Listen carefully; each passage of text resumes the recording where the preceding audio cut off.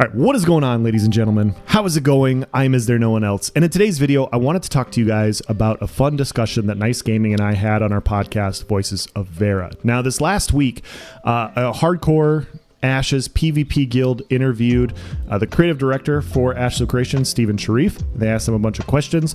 They talked about healing, which then caused Nice and I to devolve into our own conversation about a buff and debuff system and things that we could that Ashes could facilitate to make sure that Ashes of Creation is not a quote-unquote Zerg game. Steven has come out and said multiple times he doesn't want Ashes of Creation to be a Zerg fest. He wants to create things in the game to where people have to use strategy and technique.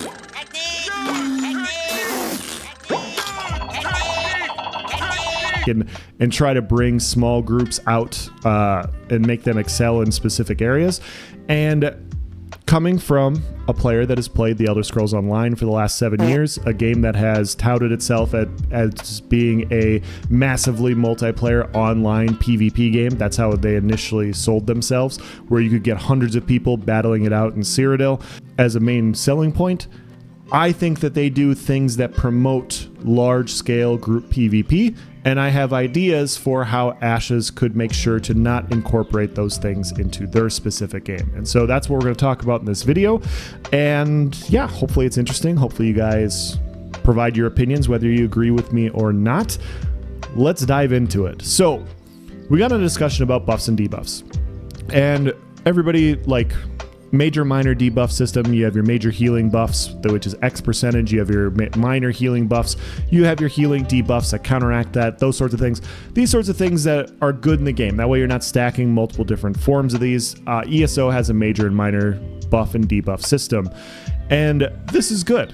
But what ESO also has is they have hundreds of gear sets. And so these gear sets promote a lot of uniqueness and creativity and build diversity, and they provide, sometimes they're very hyper specific. It's kind of like when you go fishing and you have a large tackle box, right? You're not going to use a specific type of lure all of the time. You might use a lure in very specific encounters. So when you're encountering a certain type of class, when you're encountering a certain group of people, you might want to have access to a lure that hard counters in that specific situation. Or you might have another lure for evening, another lure for morning, these sorts of things, right? Maybe a specific lure isn't working, and so then you also have your live bait, you have access to things like this. So large groups of players with access to very unique sets, like The Elder Scrolls Online has, allows them to run more of these hyper-specific sets. And so let's just provide a generic example. Not all of us are Elder Scrolls Online players. I don't want to dive into too many specifics talking about this. I want to provide broad generalities. So let's say we're playing an Ashes of Creation, right? And you have your hard counters, your ranges. You have your ranged players, you have your melee players, you have your magic-based players, these sorts of things. And some classes, they want to do a rock, paper, scissors, where some classes hard counter others. Well, if you only have 5 players in your group, and let's say you're all mages, well, you're going to get hard countered by one specific thing, right? You're going to get hard countered, I think they said, by the ranger. And so the ranger will hard counter you guys in a pretty nasty way.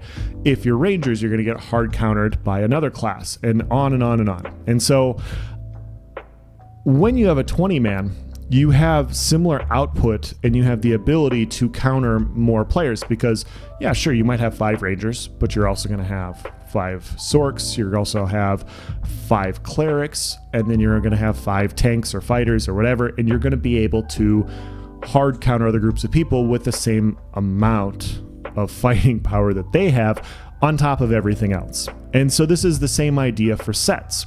If you have access, let's say you could only wear 1 set in the game, 5 people can only wear 5 specific sets. If you're going to go out in the world and you're going to encounter all these different types of players and different types of situations, you're probably going to wear more generic sets. You're probably going to wear your more bread and butter stat-based sets so that you can survive, because a hyper-specific set, although it's good in one encounter, it's not going to be good for every single encounter in the game.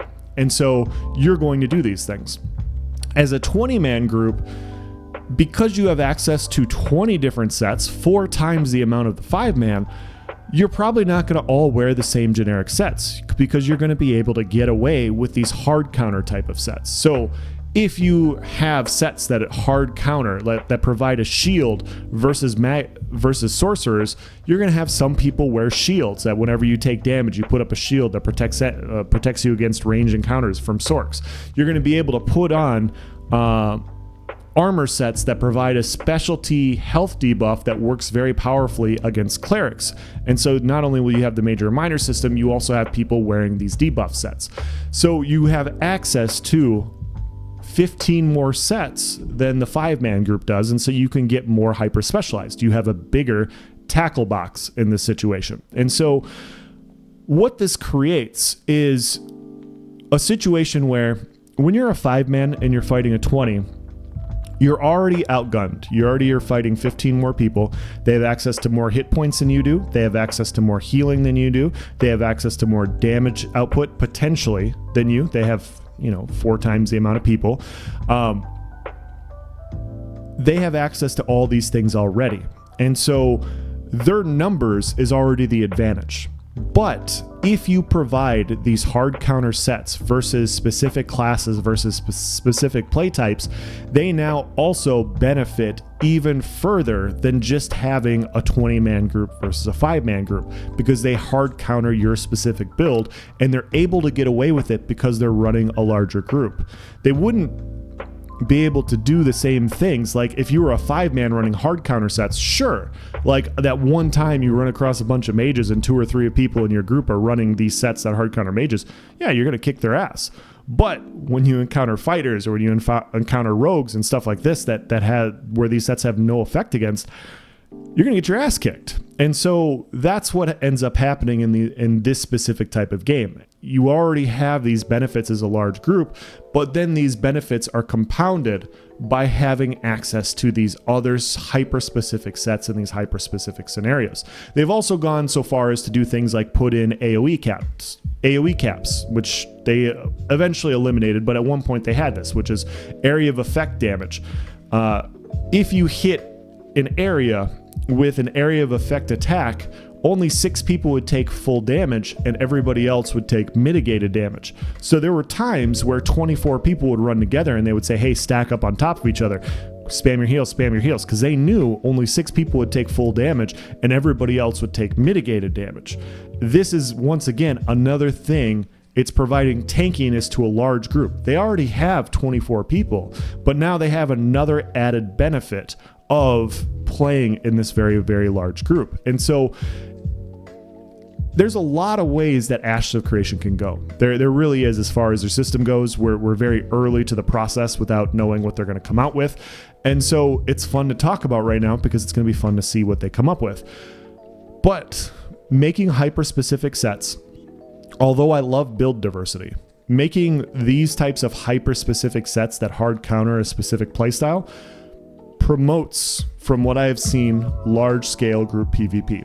And so if your goal is to not make quote-unquote Zerg Fest, if you don't want to promote Zerg gameplay and you want to allow smaller groups, groups still, but smaller groups to still have their place in the world, you need to do things like they've already been doing, where you have conviction on the cleric, where when you activate, where it's a skill gap, where if you know when to activate a specific skill at a specific time, you get access to more powerful healing or saving resource in a specific situation, stuff like this, which allows good clerics to stand out from bad clerics.